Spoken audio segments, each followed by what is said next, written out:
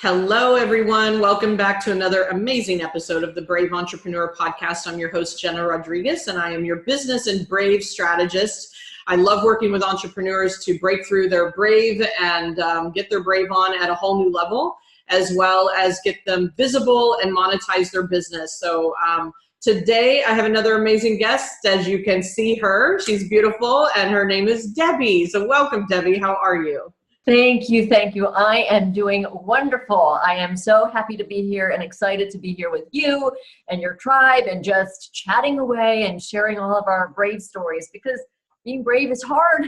It's so hard. It takes a lot of courage, but yeah, I'm a business coach, and it's interesting. I actually just changed my name recently. I used to kind of call myself an empowerment and mindset coach because I work so much on that with my clients. But then I realized people coming from their 9-to-5 jobs aren't really looking for, right? They're looking for a business coach. And I was like, well, how are they going to find me if I'm like, calling myself a mindset and empowerment coach, even though that's what they really end up needing? That's not what they're looking for.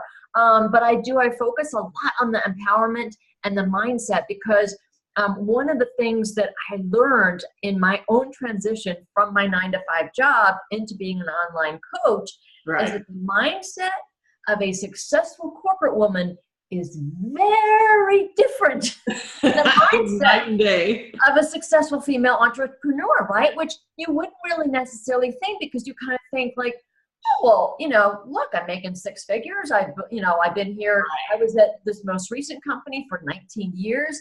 You're thinking, not that I'm all that in a bag of chips, but like, I have a good job. I have my MBA. Like, I'm a smart person. I can figure this out. And then you kind of get to this space and it's so different, right? And I talk a lot about like sort of that employee mindset versus the CEO mindset, right? Because when you're in corporate, you're basically given your G's and O's, right? Here's your goals and objectives, your goals and responsibilities, and you carry them out.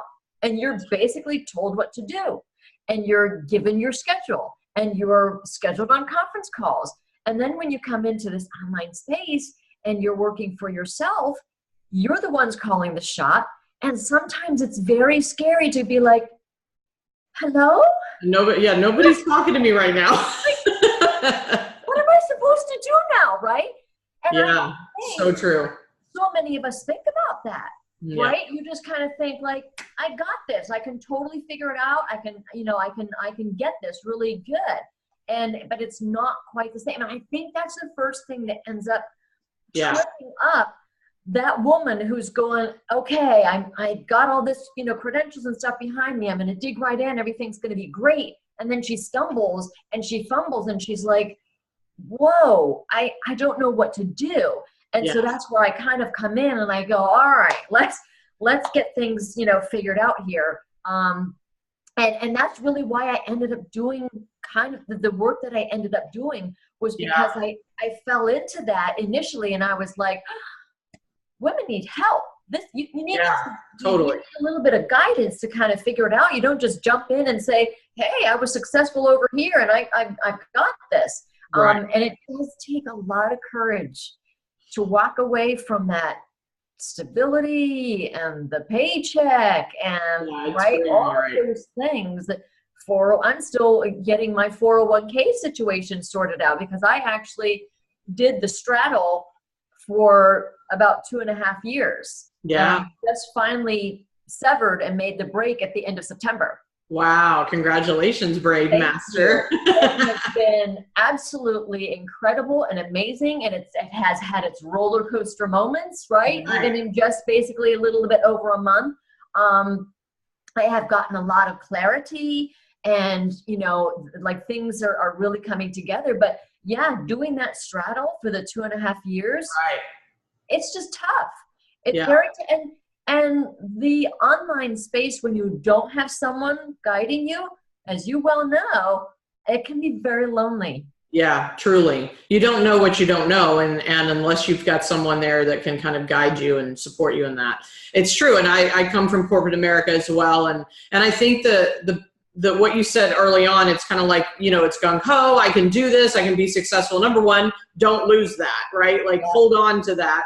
And the fact that you have positioned yourself as more of a business transition coach for 9-to-5ers that are moving into business, because that's what they want, but you know what they need. And I'm with you. That's why I'm like business and brave. Oh, a huge part of my conversation is, the brave conversation, the mindset conversation, and the leadership conversation. But it's like, yes, they need someone like you that's going to bring that comprehensive look at all sides of the coin, because you're going to need both. You're going to need both strategy and clarity of like how to run the business and not feel alone in it, but also the empowerment and the mindset part of it that is just like rocks your world when you're like, I'm my own boss, but I keep ignoring my boss's advice or my boss's appointments, like you're your own boss and you've got to keep your own appointments with yourself because nobody else is watching.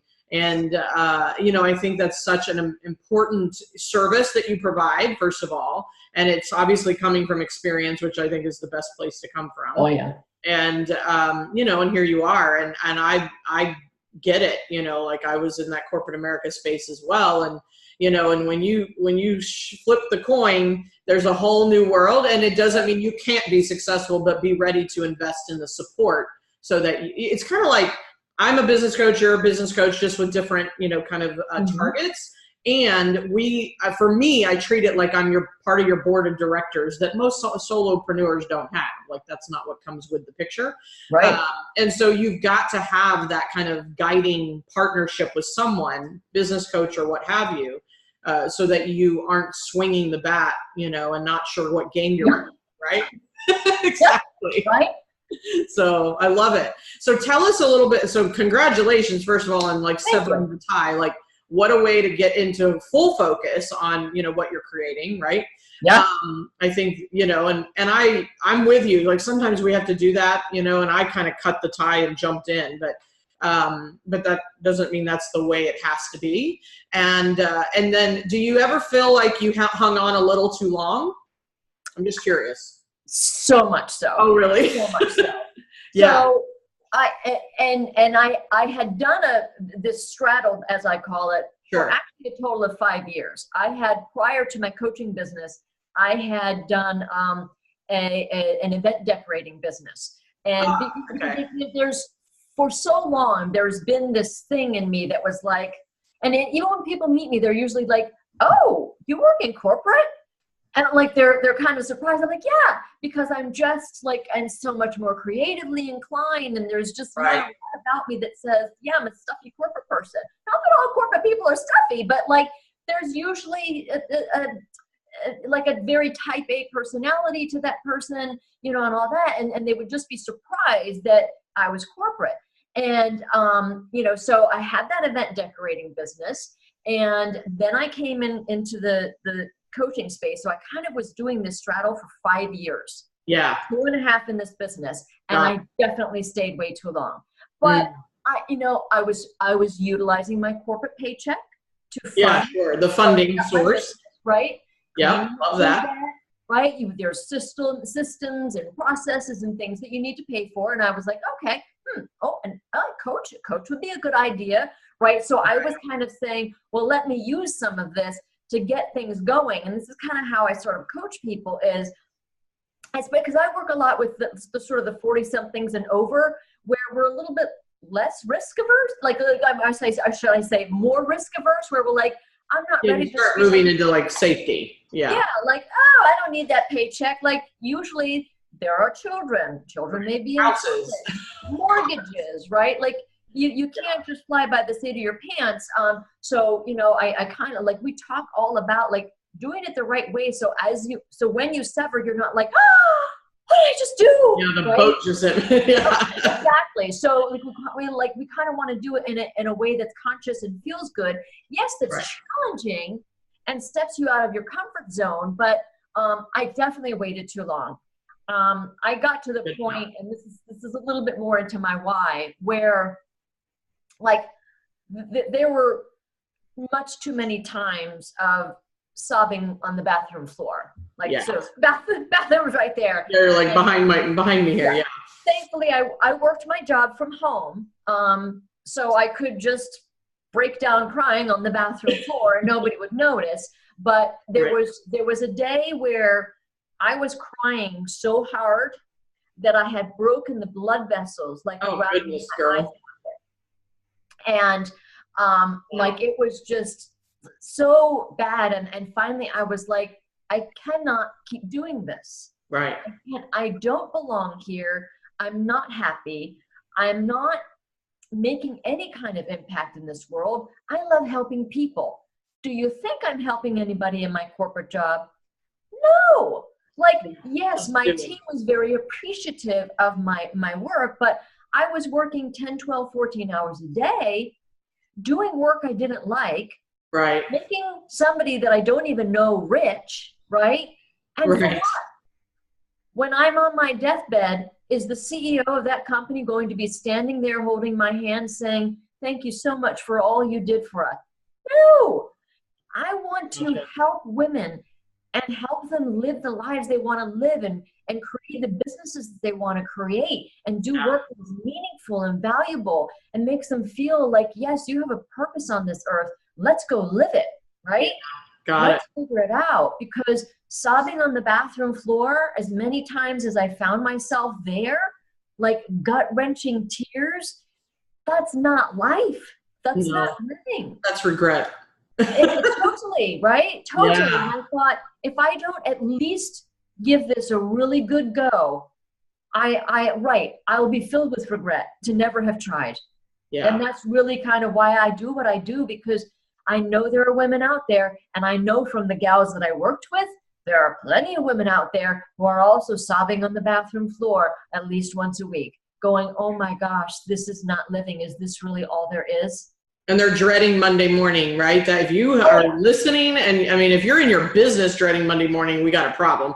But if you're, definitely in the corporate world and you're dreading Monday morning because you have to go back to that job, then something's got to give, because it's just not worth waiting. It's not worth living like that, So I love that not that you went through it, but that you're sharing that. And it's like, it is the truth sometimes. I mean, trust me, my bathroom's just outside the door myself. And it is that kind of, I don't know if it's rock bottom, but it's that bottom that we sometimes have to get and go, I'm not going to do this anymore. I've got to do it differently. When would you say, so how would you help someone identify when to get out? Like you said, you stayed too long. It's kind of, and I know it's one of the bravest decisions to make, is like when you pull the Band-Aid off, right? Yeah. So what would your advice be around that? So I would say, don't wait until you're sobbing on the bathroom floor once a week. Let's do it. Amen. That's one I thought you'd say. Yeah, I mean, I kind of always say, and this is why I just say to people who I come across, just start. Yeah. Just start, okay? I know you're going to do the straddle, and I know it's going to be tough, okay? Yeah, but the time is limited. To get started because you can start making, even if you're not making a living per se at the beginning, you can start making money in your coaching business somewhat quickly, as long as you're doing the right things and you have a strategy, right? So get things going to where you feel like, okay, this is starting to move along. And once you start to feel that momentum, right? You've got the coaching support, you've got some strategies in place, you've got some clients interested in coming along, like figure out, right? Make sure you've got a little bit of a cushion, some money saved, right? Because you and I both know there's volatility in this business as far as income. It's going to go up, it's going to go down, right? It's going to be a little bit all over. So you want to make sure that, again, you've got at least a little stash of money to pay the bills. And then when you feel like, because look, there's no perfect time. There's no right time, right? At some point, you just have to say, okay, I feel like if I cut it loose now, I'm not going to drown. I'm not going to sink.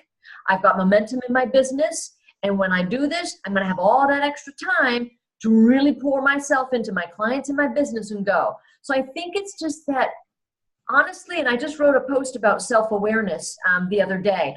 It's really being self-aware to go, okay, where am I, like, emotionally, energetically in this, like in this position where I can say, okay, I'm a little bit scared because I know this is unknown territory to me, but Right.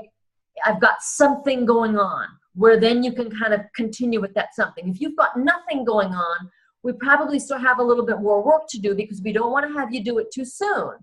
Yeah. Because then you come with all the stress and the panic. You don't want that, because then you're going to dread your business that you just created because you dreaded your job, right? So it has to be that place where you feel enough discomfort, where you're challenged with excitement. Yes. Versus, right? Like, because look, we all have fears that we want to work through and we want to get through. I'm not saying it's not going to be a little bit fearful. It's going to be scary. Yeah. But you don't want it to be so terrifying that you're like, I cannot even imagine my life because I don't have any income yet. Yes. So get things going. Make sure you feel like you've got a little momentum, and then do it. And I think that's really good, because I think, it's, there's a point where, it may feel like, time is going to be limited because you're doing both and you're trying to make things happen in the evening. And it's like, you've got to sometimes sacrifice time and all of the luxury of all that, for the sake of the vision.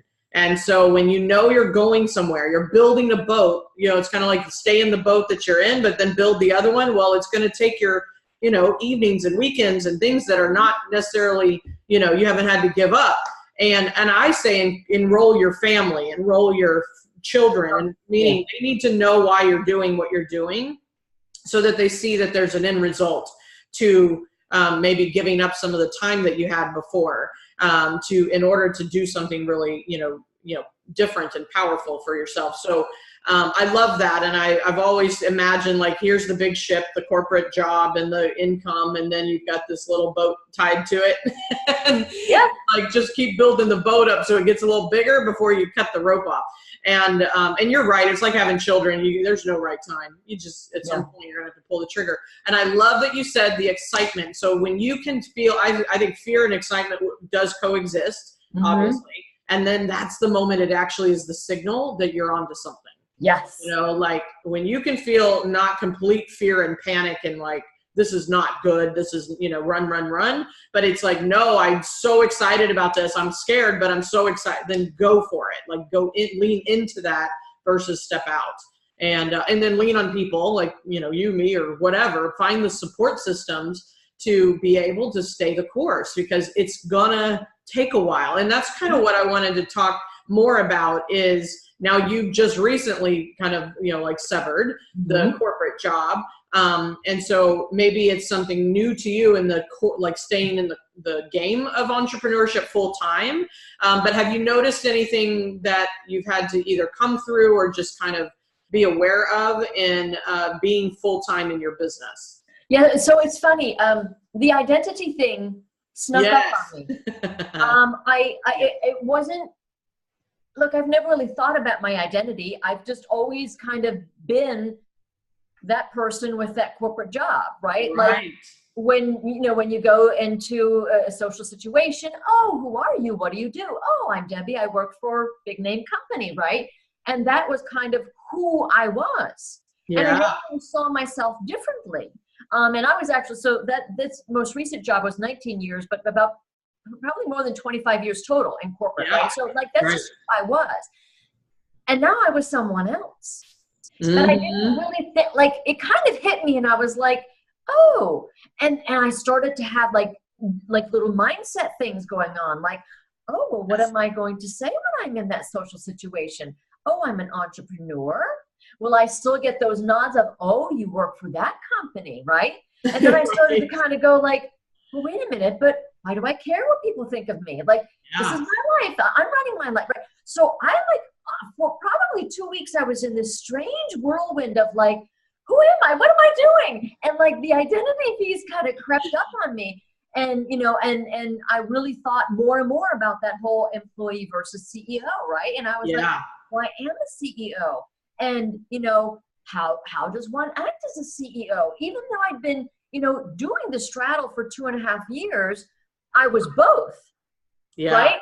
I was still an employee, which was my comfort zone, which I knew. And I was putting my toes into my CEO shoes, right? But then when I was fully into my CEO shoes, it hit me like a ton of bricks, like this identity thing, like who really am I? Do I know how to be this person, right? And so it was very, very interesting. So that was very challenging for me. I've gotten over it. I'm full speed ahead and things are better, but it was so unexpected for me. It's so interesting that you bring that up. I love that you brought that up because, and it's funny because even I've been, an entrepreneur, business owner, full-time, for 12 years, not to be impressive, but just like, that's what my identity has been now. And yet, I'm looking outside because my neighbors, I work at home. So I'm like, I don't even know if my neighbor understands what I do. They have no clue what I'm doing in this office right now. And I actually hired one time, I posted, hiring help, and, like from just a team member. And ironically, and I had no idea that my neighbor and friend, and I've known her for 12 years, was looking. Like she was at a corporate job. I thought for 12 years or something, 15 years or something. And she answered the ad on my Facebook, and she's like, I don't think you probably don't know this. I haven't talked to you in a while, but I was laid off, and I was like, oh wow. Okay. So then we actually, she was able to help me. But what was interesting is, even in our just social casual conversations, I mean, she knew I ran my own business kind of thing, but not really not clear on what I did. Like, how does that look? Because it's just such a different conversation when because I was the one in corporate America, so I get it, and then she's in corporate America, and now she's going to work for me under this umbrella that's like, what do you do really for people? And it's virtual. And how do you do that? And, so there was this education process, but once she got into my business, she said, she was like, wow, this is a whole world I didn't know you had over here in the next street over. And I'm like, right? Because it's very virtual, and, I'm like, literally, this show is international. Like, we're touching 70 plus countries, which is amazing. And yet, awesome. All from my, my home office. So it's people out, it's like, it's who you're talking to. And I was just sitting at a restaurant, and somebody's like, what do you do? And I'm like, well, I'm a business consultant, because I knew they were in corporate America. So they're like, what does a business coach do? Yeah. I'm just consultant, maybe that'll make more sense. But it's interesting, the identity part, because I don't think people prepare for that. And it's not something I think you have to worry about, but I think it is something that, for you to kind of experience it and be like, you kind of, rock the boat a little bit mentally. And I think it's also playing like, don't diminish the bigness of what you're doing.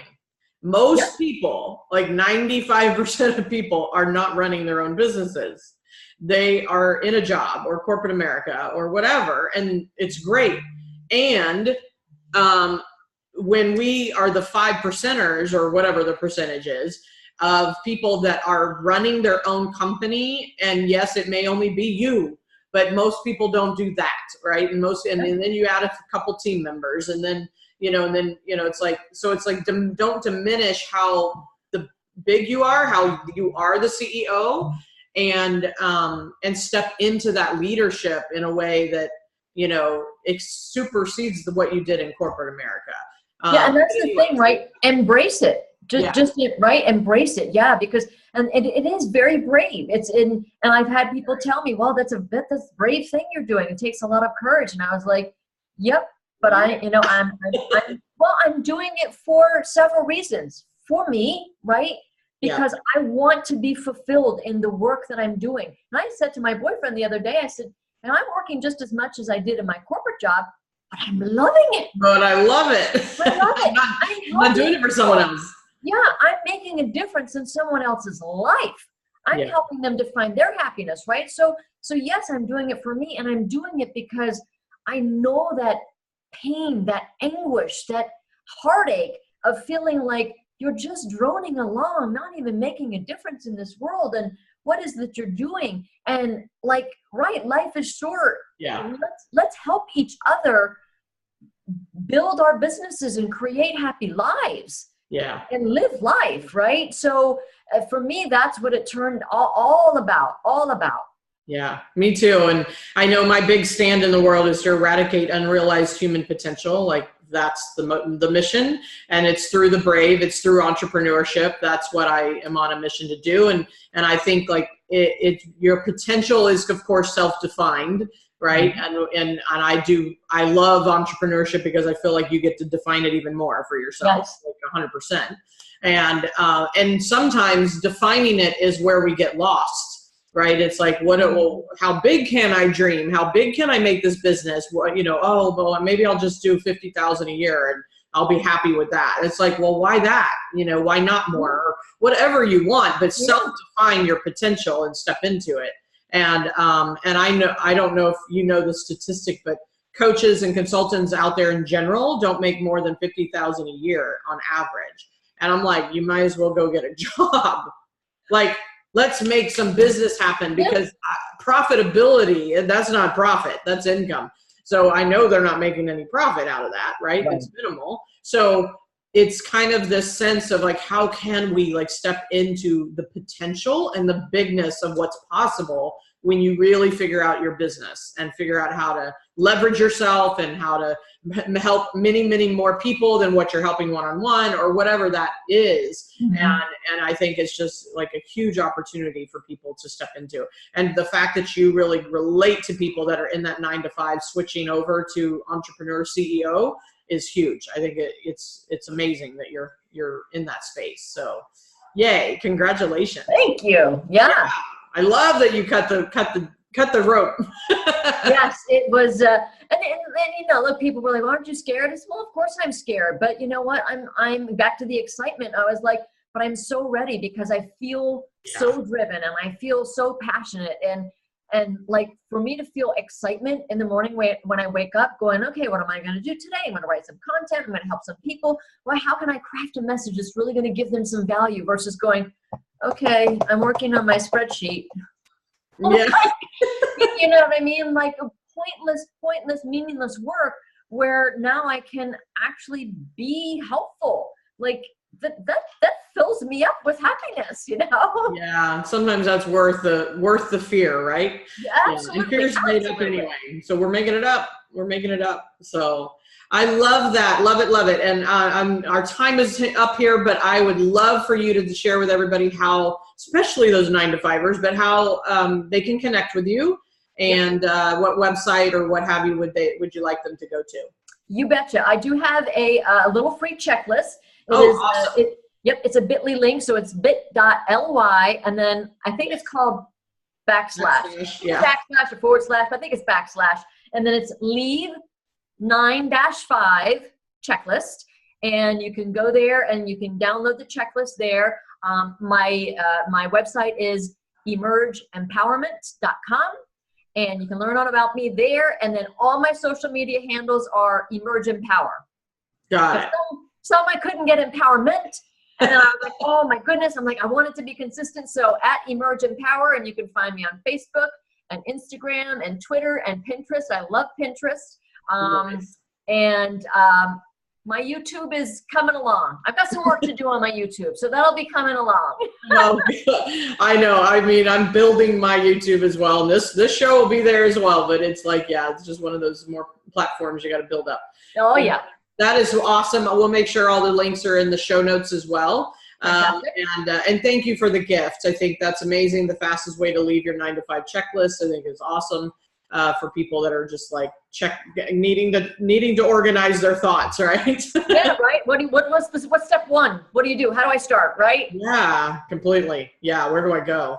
So awesome. One last question before we sign off. So if this was your very last interview, very last stage, very last opportunity to say something to the world, what would that message be? Follow your heart, follow your dreams, never give up, stay resilient. You can do it. You can absolutely do it. And look, fear, nobody wants to feel fear. Let it be your excitement. Let it be what drives and motivates you to say, yes, I can totally do this. Yeah. And I just gotta do it. Gotta get through the fear. Gotta do it. Yeah, that is the brave way. That's why we have this show, this conversation, is because fear is not something that will be, eliminated, but action annihilates fear. And I will let people know that much. Because oh yeah, from experience, right? Just jump in, and the action will take care of it. So thank you so much, Debbie. A pleasure meeting you, first of all. And I can't wait to share your show with everyone. And let's just go get our brave on. So I'll close out with that. I love it. Thank you so much. It's been such a pleasure. You're so welcome. Thank you so much. Talk to you later, Brave Masters.